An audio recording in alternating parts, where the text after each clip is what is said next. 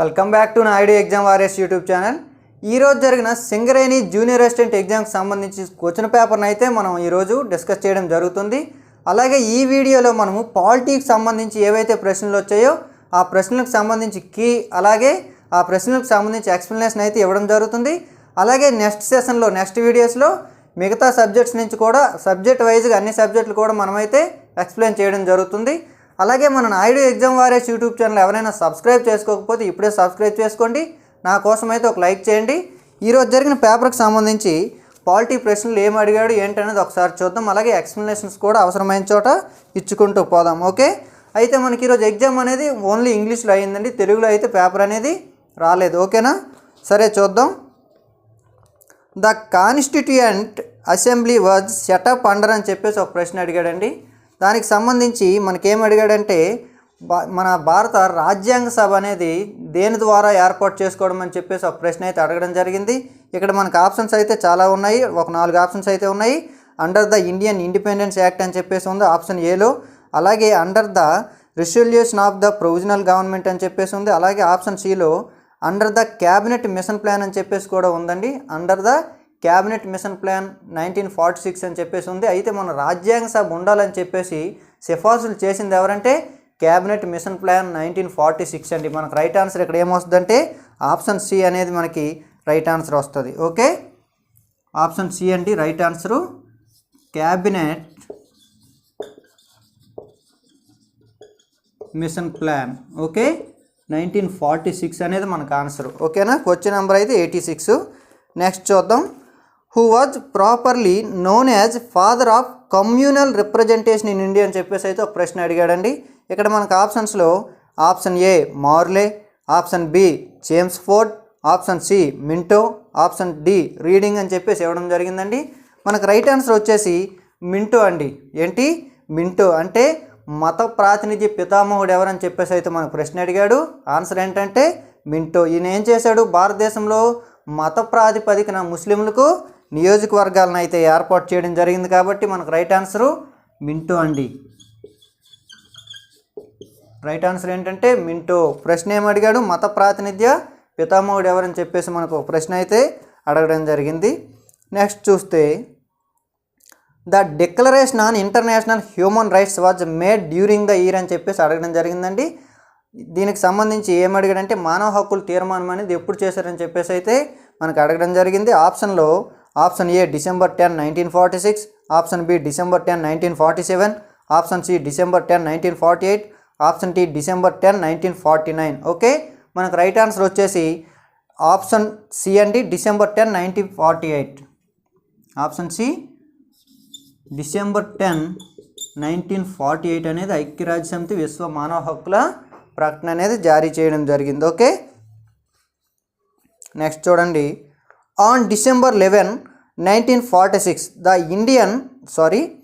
On December 11, 1946 the constituent assembly elected the following person as its permanent president అని చెప్పేసి అయితే ఒక ప్రశ్న అడిగాడండి.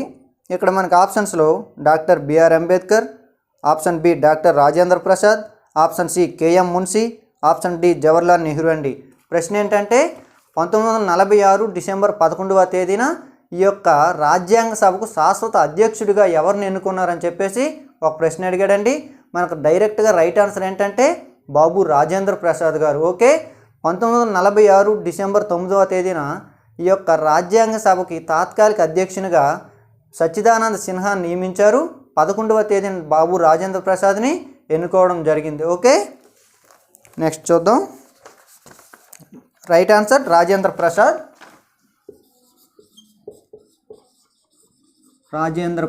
ఓకే, 11న రాజేంద్ర ప్రసాద్ అనేది శాశ్వత అధ్యక్షుడు. అలాగే డిసెంబర్ 9 అయితే మనకి తాత్కాలిక అధ్యక్షుడిగా సచ్చిదానంద సిన్హా. ఓకే, అలాగే డిసెంబర్ 13వ తేదీన అదే సంవత్సరము నెహ్రూ గారు ఆసియాల తీర్మానం అనేది ప్రవేశపెట్టడం జరిగింది. ఓకే, నెక్స్ట్ చూద్దాం. ఆసియాలు లక్ష్యాల తీర్మానం. ద ఎలక్షన్ కమిషన్ ఎంజాయ్స్ అని చెప్పేసి ఒక ప్రశ్న అడగడం జరిగిందండి. అంటే ఎలక్షన్ కమిషన్ అనేది ఏంటని చెప్పేసి ఒక ప్రశ్న అయితే అడగడం జరిగింది. ఆప్షన్స్ ఏంటంటే a statutory basis, a constitutional basis, neither constitutional nor statutory basis, అలాగే ఆప్షన్ డి వచ్చేసి a legal basis only because created by parliament అని చెప్పేసి అయితే అడగడం జరిగిందండి. మనకు రైట్ ఆన్సర్ ఏంటంటే ఇక్కడ ఏ కాన్స్టిట్యూషనల్ బేసిస్ అండి. ఏ కాన్స్టిట్యూషనల్ బేసిస్ ఏంటి అడిగాడు, ఈ యొక్క ఎలక్షన్ కమిషన్ అనేది రాజ్యాంగబద్ధ సంస్థ లేదా చట్టబద్ధ సంస్థ, రాజ్యాంగేతర సంస్థ అని చెప్పేసి అడగడం జరిగింది. మనకి భారత రాజ్యాంగంలోని ఈ యొక్క 15వ భాగంలోని ఆర్టికల్ 324 నుంచి 329 వరకు మనకి ఎలక్షన్ కమిషన్ గురించి క్లియర్గా పొందుపరిచి ఉంది కాబట్టి ఈ యొక్క ఎలక్షన్ కమిషన్ అనేది రాజ్యాంగబద్ధ సంస్థ అని చెప్పేసి మనము అర్థం చేసుకోవాలి. ఏ constitutional basis. Okay, a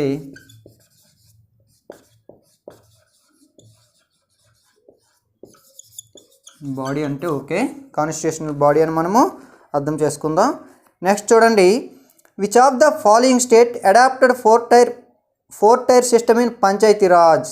which of the following state adopted 4 tier system in Panchayati Raj అని చెప్పేసి అయితే ఒక ప్రశ్న అడగడం జరిగిందండి. అంటే ఏంటి, 4 అంచెల పంచాయతీ వ్యవస్థ కలిగిన రాష్ట్రం ఏంటి క్రింది వాటిలో అని చెప్పేసి అడగడం జరిగింది. మనకి ఇక్కడ ఆప్షన్స్లో option A West Bengal, option B Telangana, option C Andhra Pradesh, option D Assam అండి. మనకి తెలంగాణ, ఆంధ్రప్రదేశ్, అస్సాంలో 3 టైర్ పంచాయతీరాజ్ అనేది ఉందండి. పశ్చిమ బెంగాల్లో 4 టైర్ పంచాయతీరాజ్ సిస్టమ్ అనేది ఉందండి. 4 అంచెల పంచాయతీ వ్యవస్థ పశ్చిమ బెంగాల్. ఓకే, వెస్ట్ బెంగాల్లో ఉంది. మనకు రైట్ ఆన్సర్ అనేది వెస్ట్ బెంగాల్. నెక్స్ట్ చూద్దాం, by which constitutional amendment Goa is formed as 25th state. Okay, భారతదేశంలో ఏ రాజ్యాంగ సవరణ ద్వారా గోవా అనేది 25వ రాష్ట్రంగా అవతరించిందని చెప్పేసి అయితే ఒక ప్రశ్న అడిగాడండి. మనకి ఇక్కడ ఆప్షన్స్లో ఆప్షన్ ఏ 56వ రాజ్యాంగ సవరణ, ఆప్షన్ బి 57వ రాజ్యాంగ సవరణ, ఆప్షన్ సి 58వ రాజ్యాంగ సవరణ, ఆప్షన్ డి 60వ రాజ్యాంగ సవరణ అయితే అని మనకు అడగడం జరిగింది. మనకు రైట్ ఆన్సర్ ఏంటంటే 1987వ సంవత్సరం అండి. 1987లో 56వ రాజ్యాంగ సవరణ ద్వారా గోవాకి రాష్ట్ర హోదా అనేది కల్పించడం జరిగిందండి. ఓకేనా, యాక్చువల్గా గోవా అనేది 1961వ సంవత్సరం వరకు పోర్చుగీస్ వారి యొక్క ఆధీనంలో ఉండేది. 1961లో మనము గోవాని ఒక కేంద్రపాలిత ప్రాంతంగా మన భారత యూనియన్లో కలపడం జరిగింది. ఆ తర్వాత 25వ రాష్ట్రంగా మనకి గోవా అనేది 1987లో అవతరించడం జరిగింది. ఓకే, 56వ amendment. Okay, amendment of 56th. Next చూద్దాం, the present chief minister of Tripura అని చెప్పేసి అడగడం జరిగిందండి. మనకి ఇక్కడ ఆప్షన్స్లో మానిక్ సాహా, భగవంత్ మాన్, బిప్లబ్ కుమార్ దేవ్, పుష్కర్ సింగ్ ధామి అని చెప్పేసి ఒక 4 ఆప్షన్స్ ఇచ్చారు. మనకు రైట్ ఆన్సర్ ఏంటంటే త్రిపుర ముఖ్యమంత్రి ఎవరంటే మానిక్ సాహా అండి. మానిక్ సాహా త్రిపుర యొక్క ముఖ్యమంత్రి. ఓకే, నెక్స్ట్ చూద్దాం,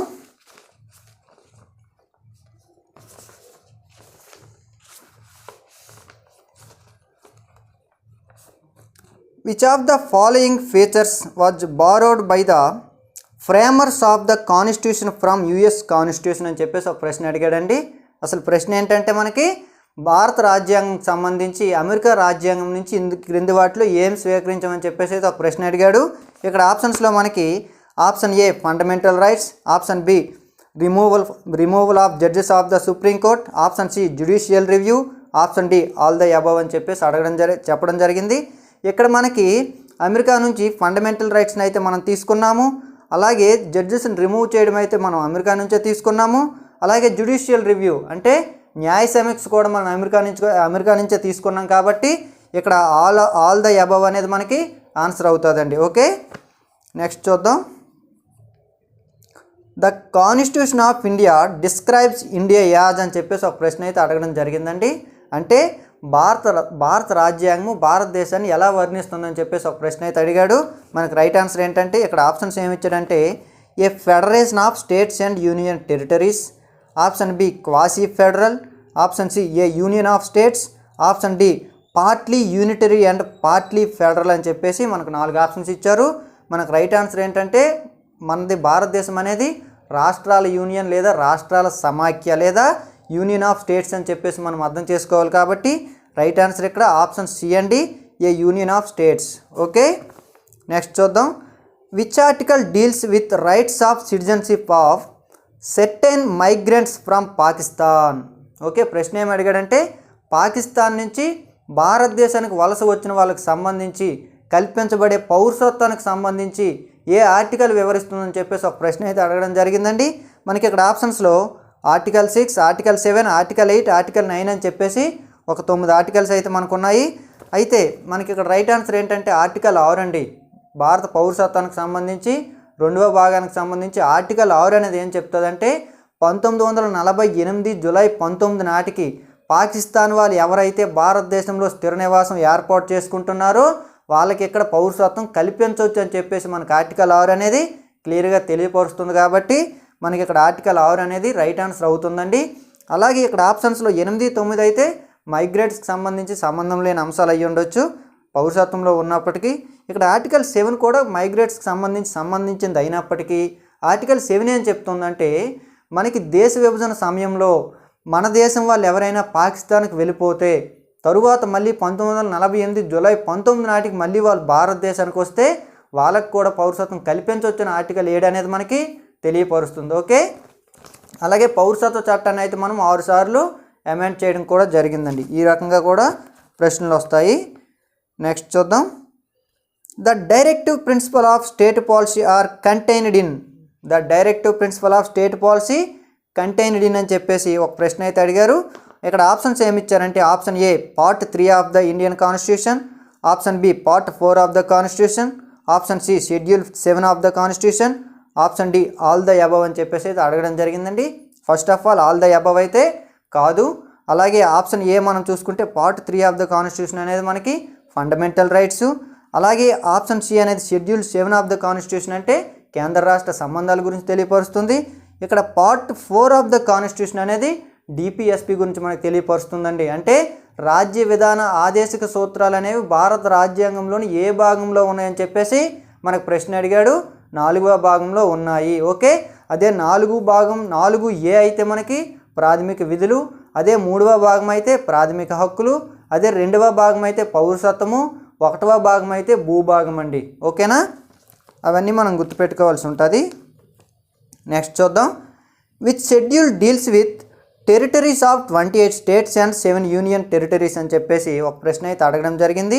ఇక్కడ మనకు ఆప్షన్స్లో option A first schedule, option B second schedule, option C third schedule, option D fourth schedule అని చెప్పేసి మనకు 4 షెడ్యూల్స్ అయితే ఇవ్వడం జరిగింది. మనకు రైట్ ఆన్సర్ ఏంటంటే ఇక్కడ ప్రశ్న ఏమి అడిగాడు, భారతదేశము భూభాగము మరియు రాష్ట్రాలకు సంబంధించి ఏ షెడ్యూల్లో పొందుపరిచారు అంటే ఎన్ని రాష్ట్రాలు ఉన్నాయి, భూభాగం ఏంటి, ఇలాగా అడగడం అయితే జరిగింది. దీనికి సంబంధించి మనకు రైట్ ఆన్సర్ ఏంటంటే ఫస్ట్ షెడ్యూల్ అండి. ఫస్ట్ షెడ్యూల్లో భారత యూనియన్కి సంబంధించి కేంద్రపాలిత ప్రాంతాలు అయితే కావచ్చు రాష్ట్రాలకు సంబంధించి వివరించడం అనేది జరిగింది. ఓకే, నెక్స్ట్ చూద్దాం. Special provisions for the administration of schedule areas are given in with schedule అని చెప్పేసి అడగడం జరిగిందండి. అంటే ఈ యొక్క ప్రత్యేక నిబంధనలు అనేవి ఈ యొక్క షెడ్యూల్ ఏరియాస్ అంటే షెడ్యూల్ తెగలైతే కావచ్చు అలాగే షెడ్యూల్ కులాలు అయితే కావచ్చు వీళ్ళకి సంబంధించి ఏ షెడ్యూల్ వివరిస్తుందని చెప్పేసి అయితే మనకి ఇక్కడ అడగడం జరిగిందండి.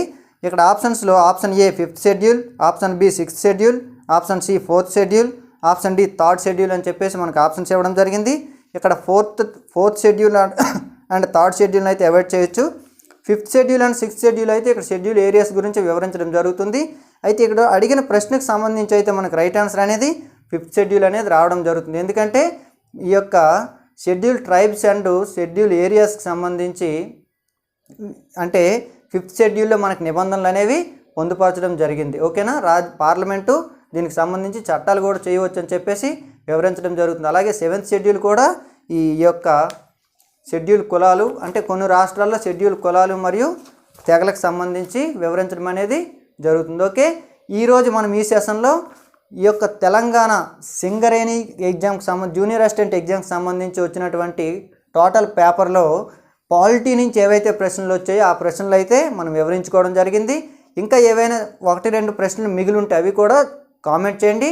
వాటి గురించి కూడా వివరించడం జరుగుతుంది. అంటే 1-2 కావాలనే నేను విడిచిపెట్టానంటే ఏదైనా కాంట్రవర్షియల్ నాకు అనిపిస్తే అవి విడిచిపెట్టడం జరిగింది. సరే చూద్దాం.